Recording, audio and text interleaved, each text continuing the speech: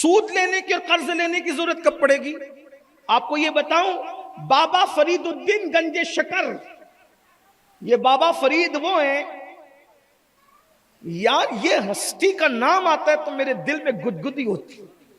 سرکار نظام الدین اولیاء فرماتے ہیں کہ میرے بابا فرید الدین بالکل ایسے ہی فرید ہے جیسے نام کے فرید ہے، ویسے ہی ذات کے بھی فرید ہے۔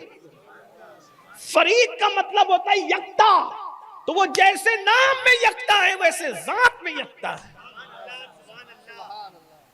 میں تو لوگوں سے دعائیں کرواتا ہوں، میں نے جتنی بارگاہوں کی حاضری کی تمنا کی میں سب جگہ پہنچ گیا، 2 بارگاہوں میں اب تک نہیں پہنچ سکا، اور اللہ سے دعا کرتا ہوں اللہ عمر میں اتنی وفا دے دے کہ جب تک میں ان 2 بارگاہوں کی حاضری نہ کروں اس وقت تک مجھے موت نہ ہے۔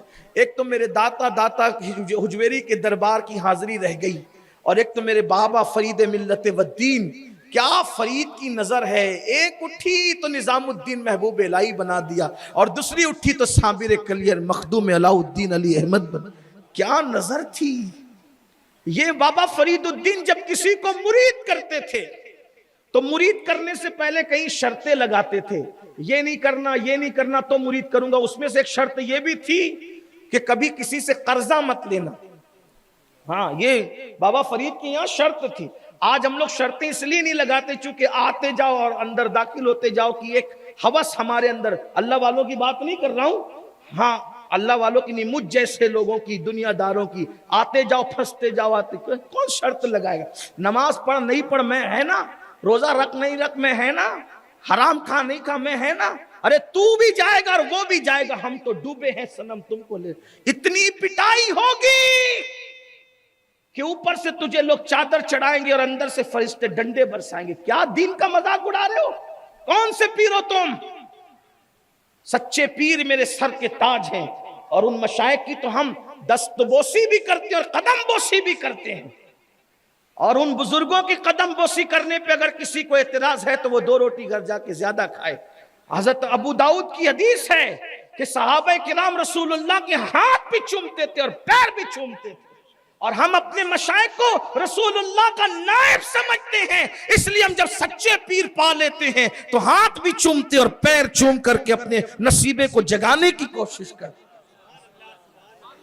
ابو داؤد شریف کی حدیث ہے، صحابہ نے چومے حضور کے ہاتھ، تو ہم تو سچے پیروں کو دیکھتے تو ڈھیر ہو جاتے ہیں، لیکن یہ چٹنگ باز پیر لوگ جو کہتے ہیں نماز نہیں پڑھو تو بھی ہم ہیں، روزہ نہیں رکھو تو بھی ہم ہیں، اتنی پٹائی ہوگی اللہ اکبر، ایسی پڑے گی اوپر سندل چڑھے گا اور نیچے وہ گوزے برسیں گے کہ الامان والحفیظ۔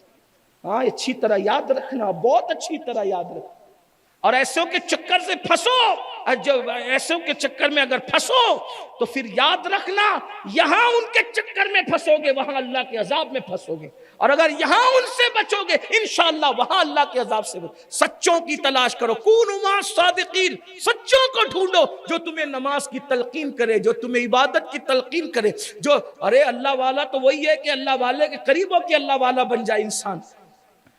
بات دور نکل گئی، عرض یہ کر رہا تھا کہ بابا فرید الدین گنج شکر یہ شرط لگاتے تھے کسی سے قرض مت لینا۔ میں سوچتا ہوں یا اللہ قرض میں آخر مصیبت کتنی ہوگی کہ بابا فرید، اب آپ فوراً دلیل پیش کریں گے اللہ کے رسول نے بھی تو قرض لیا۔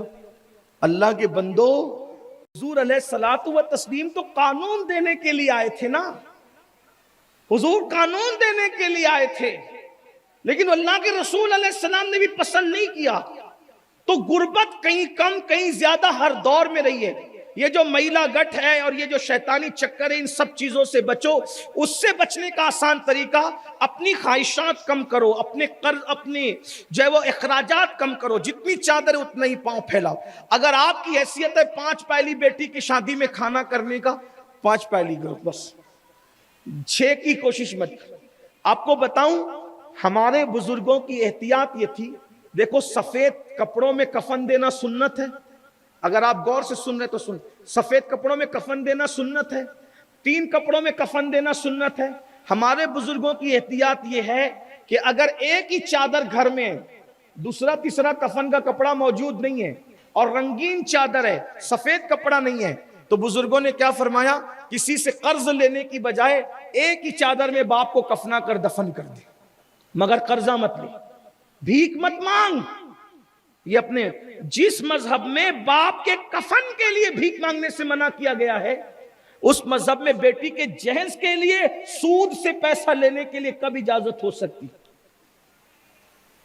اور عورتیں پھنستے ہی جا رہی اس میں، اور یہ چین در چین بنتی جا رہی ہے. ہر محلے میں یہ ہو رہا ہے. کون کھڑا ہوگا اس کے خلاف؟ اخراجات کم کرو.